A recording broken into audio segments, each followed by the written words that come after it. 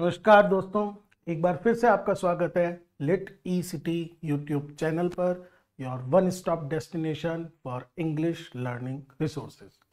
दोस्तों, आज का जो हमारा वीडियो है, स्वामी विवेकानंद भारत के एक महान आध्यात्मिक संत, a great philosopher, and we can say the person who introduced the Hindu religion and its philosophy to the western world, Swami Vivekananda, और उनकी लिखी हुई पोएम, बहुत फेमस पोएम द कप। दोस्तों, इस वीडियो के अंदर एनालाइज करेंगे हम इस पोएम को, इसके डीप मीनिंग को। बहुत सिंपल पोएम भी है और साथ में बहुत कठिन पोएम भी है।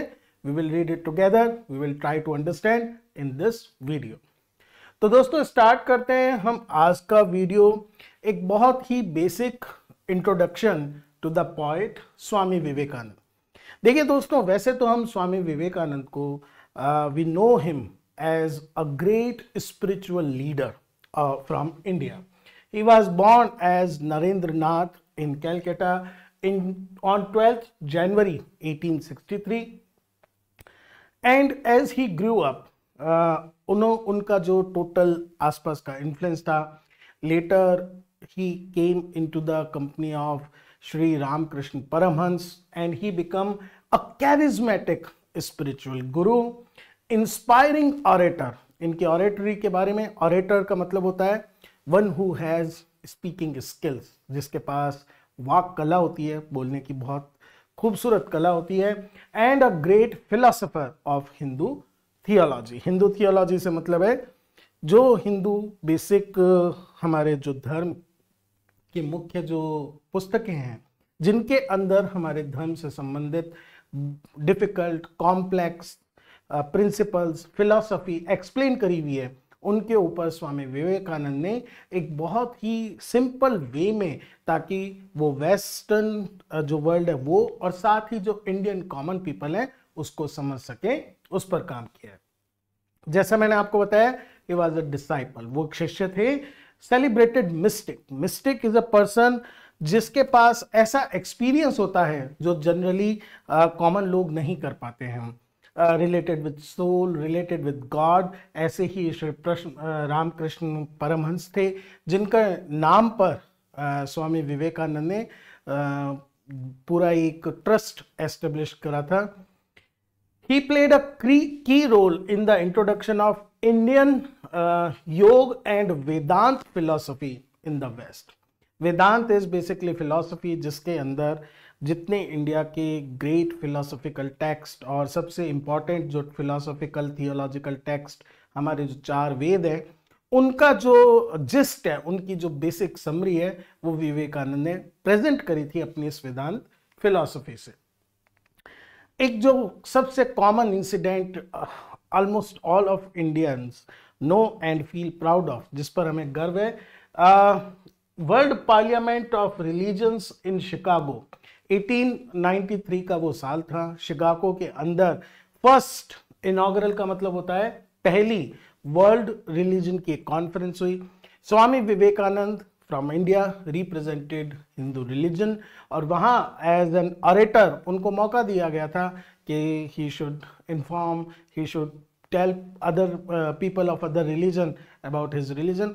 और उनकी जो स्पीच थी वो इतनी इन्फ्लुएंशियल थी दैट द होल गैदरिंग, जितने भी वहाँ लोग इकट्ठे थे, they were so much we can say engrossed हुए उस स्पीच के अंदर के स्वामी जी लगातार निरंतर बोलते रहे, बोलते रहे, बोलते रहे।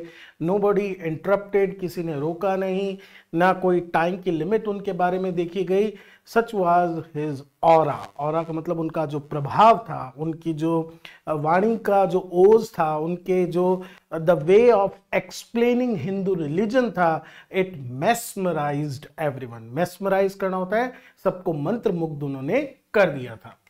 And it created a lasting impression on the western thought. उसके बाद ही जो वेस्टर्न लोग थे, उससे पहले बहुत सारे उनके दिमाग में मिसकॉन्सेप्शंस थे इंडियन रिलीजन को लेकर। They basically treated it like a religion of superstitious people. लेकिन विवेकानंद के इस स्पीच के बाद there was a new interest to know about this religion. 1897 में, जो मैं आपको बता रहा था, इन्होंने अपने गुरु के नाम पर रामकृष्ण मिशन नाम से एक ट्रस्ट, एक ऑर्गेनाइजेशन को एस्टेब्लिश करा। और इसकी जो लोकेशन थी फर्स्ट जो थी वो कलकत्ता का बेलूर मठ, जहां पर स्वामी जी का देहांत हुआ था। और वेरी यंग एज 39 केवल इनकी एज थी जब यहीं बेलूर में इनकी डेथ हो गई थी। So in this very brief life Vivekananda was able to show the talent, the great talent and his deep understanding of Indian philosophy. दोस्तों ये बात तो हुई कि एज अ फिलोसोफर और एज अ स्पिरिचुअल गाइड, लेकिन अच्छी बात यह है कि Vivekananda just not spoke among his followers, he also wrote many works, philosophical works भी इन्होंने लिखे। जैसे 4 इनके आउटस्टैंडिंग जो वर्क्स हैं, वेदांतिक फिलॉसफी, जो मैंने अभी आपको थोड़ा सा हल्का सा आइडिया दिया, ज्ञान योग, भक्ति योग, कर्म योग और राज योग, दीज आर 4 टेक्स्ट, ये 4 टेक्स्ट है इंडियन फिलॉसफी या वेदांत पर। अब बात ये आती है कि यहां हम इंग्लिश लिटरेचर के अंदर why we are talking about Swami Vivekananda and his philosophy. तो रीजन इसका ये है कि विवेकानंद ने among all his philosophical works he also wrote a few poems, बहुत ज्यादा नहीं, इन्होंने लिमिटेड poems लिखी। And nor he was a poet per se in traditional sense। कहने का मतलब है जो एक हम जनरली poet को मान के चलते हैं, जो उसका कॉन्सेप्ट होता है, पोइटिक विजन होता है, Swami ji was a poet only to explain his philosophy। जो डीप फिलॉसफी है स्वामी विवेकानंद की, उसको उन्होंने थोड़ा सा इस तरह से सेट करने के लिए कि कॉमन लोग भी उसको समझ सकें, या पोइटिक इमेजेस के थ्रू उस एब्स्ट्रूज मतलब डिफिकल्ट, या फिर हम कहें आर्केन भी एक वर्ड होता है रिलीजन के अंदर यूज किया जाता है, which is very difficult to grasp, जिसको समझना मुश्किल होता है, उसको एक सिंपल कॉन्क्रीट मेटाफर्स के मीडियम से स्वामी जी ने कोशिश करी समझाने की। So he wrote a few poems. तो ये पोएम्स एक मीडियम है, एक व्हीकल है, एक साधन है जिसके माध्यम से अपने डीप फिलोसॉफिकल आइडियाज को स्वामी जी एल्यूसिडेट करते हैं, उसको कोशिश करते हैं इजी बनाकर समझा सके। तो इसी वजह से हमारे एक पोएम हम यहाँ स्टडी करते हैं, इनकी काफ़ी पॉपुलर पोएम है ये, जिसका टाइटल है द कप। देखिए दोस्तों, ये जो पोएम है ये हमारी इंडियन वांग्मय, हमारे इंडियन फिलॉसफी का एक बहुत ही बेसिक कॉन्सेप्ट है, कर्म एंड धर्म। ये जो डुअल कॉन्सेप्ट है कर्म और धर्म, और जिसको हमने तरह तरह से हमारे जो सेजेस हुए हैं, हमारे जो सेंट्स हुए हैं, हमारे जो रिलीजियस फिलोसोफर्स हुए हैं, उन्होंने इस फिलॉसफी को which is very difficult to explain to common people, लेकिन उन्होंने स्टोरीज, मिथ्स, पोएम्स, इनके मीडियम से इसको समझाने की कोशिश करी है। तो ये जो फिलॉसफी है, इसी को स्वामी जी ने इस पोएम के मीडियम से प्रेजेंट करा है। How our action in this life, हमारे जो कर्म, हमारे जो एक्ट्स, हमारे जो एक्शंस हैं, वो डिसाइड करते हैं और शेप करते हैं आवर नेक्स्ट लाइफ्स। देखिए, बिल्कुल अगर मॉडर्न अंडरस्टैंडिंग में भी समझा जाए, this is basically a guiding principal for all human beings. हम सबके लिए ये एक तरीका है समझने का कि our good deeds will bring good results in our future and our bad deeds will result in our bad deeds in next life हो ना हो, लेकिन इससे हमारे मन में एक फ्रेम बना रहता है कि अगर अच्छा करेंगे तो अच्छा मिलेगा। तो जैसा ऑलरेडी मैंने आपको बताया कि बेसिक एक इंडियन कॉन्सेप्ट है, एक सर्किल है, बर्थ, डेथ और रीबर्थ। मतलब हम बिलीव करते हैं कि we take different bodies in different lives. बहुत सारे रिलीजन बिलीव करते हैं कि दिस इज वन लाइफ, बहुत सारे ऐसे बिलीव करते हैं soul is eternal. We also believe कि हमारी जो सोल है, आत्मा है, वो इमॉर्टल है, but we think that we take different bodies and different forms in different lives। तो होता according to this Vedantic philosophy, हमारे बर्थ के साथ we carry the fruits of our past deeds, जो हमारे पिछले जन्मों के डीड्स, हमारे एक्शंस हैं, उनका जो फ्रूट, उनका जो फल है, उनका जो कॉन्सिक्वेंस है, उनका जो वेट है, वो हम इस बर्थ के अंदर लेके चलते हैं। And our actions in this life would decide our future destiny. मतलब आज देखिए, पिछले जन्मों का कर्म, उसका जो रिजल्ट है वो हम यहां पर सफर करेंगे, एंजॉय करेंगे डिपेंडिंग, और साथ ही इस जन्म में हम जो काम करेंगे they will decide how we will fare in our next life. To explain this concept, कि ये समझाना हो सकता है कि कोई सिंपल माइंडेड पर्सन हो, उसको इस पॉइंट को क्लियर करना थोड़ा मुश्किल हो सकता है, तो इसके लिए विवेकानंद एक मेटाफर का यूज करते हैं, मेटाफर ऑफ अ कप। तो इसके अंदर वो ये मान के चलते हैं कि ये जो लाइफ है, this is like a cup, और ये किससे भरा हुआ है? अवर कर्मा, हमारे जो कर्म है उनसे ये कप भरा हुआ है। तो जो पोएम है, it is in the form of an address, एक एड्रेस के फॉर्म में। जो रीडर है वो एक फॉलोअर है या डिवोटी ऑफ गॉड है।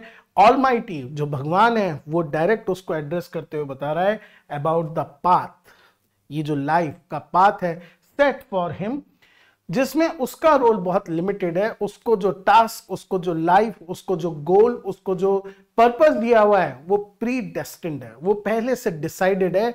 he or she just has to follow it, उनको उसको फॉलो करना है, and they have to surrender their ego, their themselves to God, तभी जाकर ये लाइफ जो है वो अपना गोल फुलफिल करती है। So this is basically intro about the poem. This is a philosophical poem basically. तो देखते हैं इस पोएम के बारे में। 3 स्टेंजास के अंदर बटी हुई पोएम है। पहला स्टेंजा कहता है, this is your cup, the cup assigned to you from the beginning. Nay, my child, I know how much of that dark drink is your own brew. Of fault and passion ages long ago, in the deep years of yesterday, I know. Now, God is addressing to the follower. जो follower है उसको God address करके कहता है, this is your cup. What is this cup? The metaphor. It is metaphor for this life. So this life is like your cup. The cup and this cup assigned.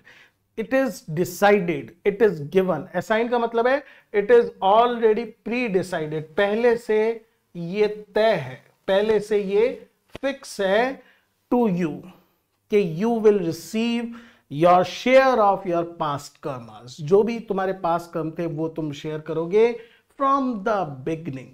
What is this beginning? Beginning of the existence. This life is one part of that existence.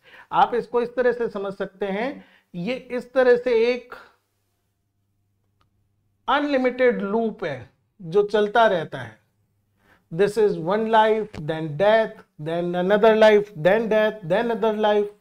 इस तरह से लगातार ये continuously चल रहा है। But right from the beginning, तुम्हारा जब फर्स्ट लाइफ हुई थी तभी डिसाइड हो गया था आने वाली कमिंग लाइफ्स के अंदर you will have to bear the consequences of your karmas. जो भी तुम्हारे कर्म होंगे उनका तुम्हें कॉन्सिक्वेंस भुगतना पड़ेगा। नहीं, now the child, the follower is confused, how is it so? मुझे ये कब क्यों मिला? तो and why I am bearing the consequences. हम बहुत बार ये कॉमन एक एक्सपीरियंस है सबका, आपने सुना होगा लोगों को ये सरप्राइज, कंफ्यूजन एक्सप्रेस करते हुए, why it happen to me, मेरे साथ ऐसा क्यों हुआ, व्हाट वाज माय फॉल्ट, मेरी क्या गलती थी। सो उसको रिप्लाई करते हुए गॉड समझा रहा है, ने my child, addressing, God direct address कर रहा है, my child, I know you may not understand, हो सकता है तुम्हें ना पता हो, आई नो, मैं अच्छे से जानता हूं, how much of that dark drink, this dark drink, this whole we can say this material, this life, this experience, ये सारे जो तुम्हारे साथ चीजें घटित हो रही हैं, that is dark, because dark is something, dark को एसोसिएट करते हैं which is where we can't see, जहां हम अवर लिमिटेशन, एक मनुष्य की एक सीमित लिमिटेशन होती है, वो डार्क को पियर्स नहीं कर सकता। इसी तरह से वो अपने कॉन्सिक्वेंसेज ऑफ द पास्ट कर्म, जो पिछले जन्मों के कर्म है, उनके परिणाम को समझ नहीं पा रहा है। ये ड्रिंक, ये जो लाइफ है, हाउ मच, इसका कितना part is your own brew. Very common proverb, एक बहुत है, जैसा बोओगे वैसा काटोगे। Your own brew, what you are suffering today is basically your own doing, your own brew. Brew is basically a verb which is used for concoction of drinks. जैसे coffee को करना है तो ब्रू करना मतलब आप उसको पूरा एक तैयार करते हैं, प्रिपेयर करते हैं, तो दैट इज ब्रूइंग। तो ये जो मेटाफर है, इट इज फॉर कि what you are having in this world, in this life, इस जीवन में जो कुछ भी है, it is the result, the outcome, the consequence of your past deeds of fault and passion, the errors, the faults of your past life, the passion, the unruly life you lived in your past lives, उसका result, उसका outcome है ये dark drink which you are not very much happy to drink. हो सकता है तुम्हें feel हो रहा हो कि no I don't want to, but this is your cup, you have to drink from it, there is no escape, अब तुम इससे बच नहीं सकते। It is already pre decided from the beginning, ages long ago.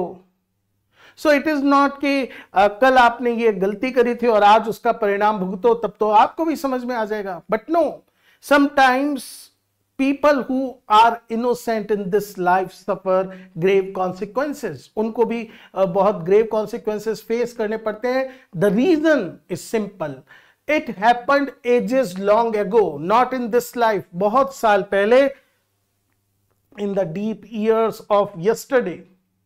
Yesterday means not just yesterday, it is yesteryears, past lives. पता नहीं कितनी life पुराना कोई एक हिसाब बाकी था जिसका गॉड ने डिसाइड कर रखा था, जिसका आउटकम, जिसका रिजल्ट, जिसका consequence, that person will suffer in that life after so many ages. वो चीज है, you don't know, I know, मैं जानता हूं। Who is I? God. He is, तभी इनके साथ हम यूज करते हैं omniscient वर्ड, आप नोट कर सकते हैं। गॉड की 3 क्वालिटीज में से एक बहुत इंपॉर्टेंट क्वालिटी है omniscient. Omniscient is a person who knows everything, past, present and future. उसके लिए हम यूज करते हैं सर्वज्ञाता, omniscient. I know you may be confused, you may be nonplussed, तुम्हें ये प्रॉब्लम हो रही होगी समझने में, कॉम्प्रीहेंड करने में, but I know why you are having the life what you are facing. तो ये जो पहला स्टेंजा है, इस पूरे स्टेंजा के अंदर ही वो क्लियर कर देते हैं इस बात को। कुछ फिगर्स ऑफ स्पीच देख लेते हैं। योर कप, जैसे मैंने बताया, मेटाफर के लिए काम में आ रहा है। Beginning, Indian philosophy of cycle of birth, death and rebirth.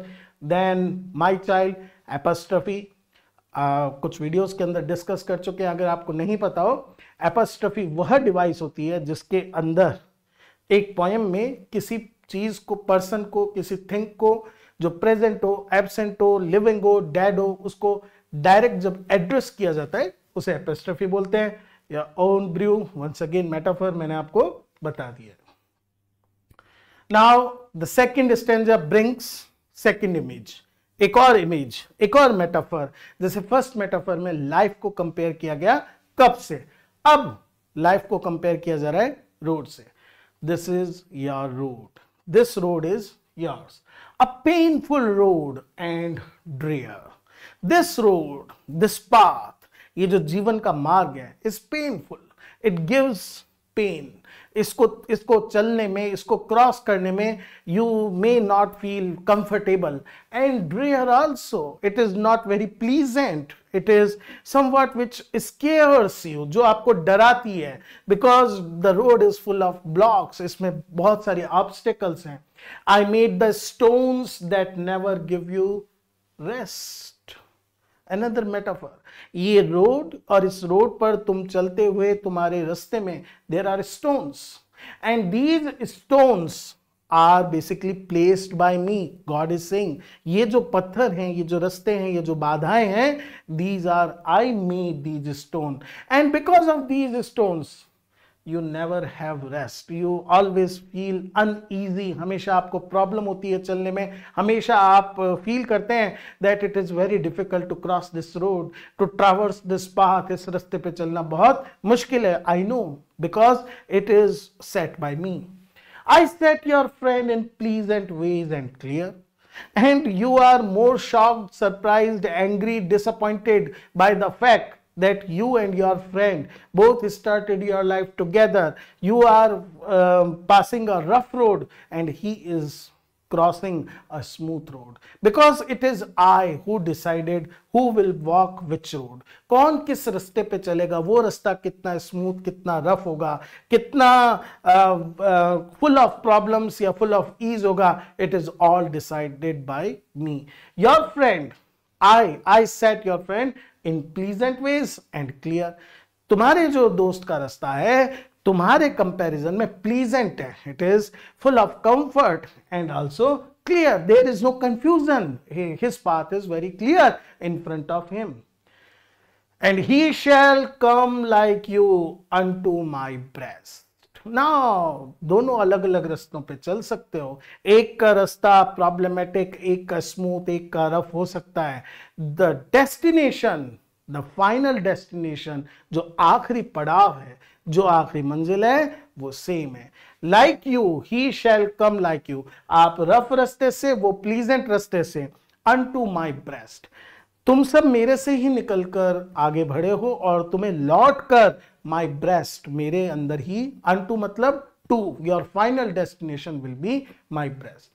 But you my child, once again, जो उसके अंदर हेजिटेशन है फॉलोवर के अंदर कि why should I travel this path, why not the other path, मैं दूसरा रास्ता क्यों ना चलूं विच इज मोर प्लीजेंट. तो गॉड इंस्ट्रक्ट करता है you must travel here because it is not the matter of a choice. यहां आपके पास चॉइस नहीं है.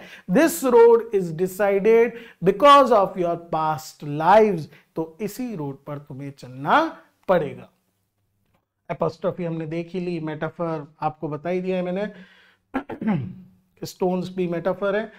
बेसिकली जो इनका कॉन्सेप्ट है अनटू माय ब्रेस्ट, उसको हम थोड़ा सा इस डायग्राम से देखें कि जो गॉड, हमारा जो बॉडी है, उससे जब हमारी सोल निकलती है तो चाहे विकेड हो चाहे वर्चुअस मैन हो, उन सबको क्या जाना है, गॉड के पास इन दी एंड जाना है. अगर उनके पाथ अलग अलग हों तो भी, यही बेसिकली पॉइंट में कह रहा है. थर्ड स्टेंजा के अंदर तीसरी इमेज, तीसरे मेटाफर के साथ बात स्टार्ट करते हैं और बोलते हैं this is your task, it has no joy nor grace. ये जो टास्क तुम्हें दिया है, this life which I have assigned to you, ये जीवन जो मैंने तुम्हें दिया है, it has no joy, it has nor grace. ना इसमें कोई तुम्हें जॉय मिल रहा है, ना कोई तुम्हें ग्रेस, कोई तुम्हें गॉड का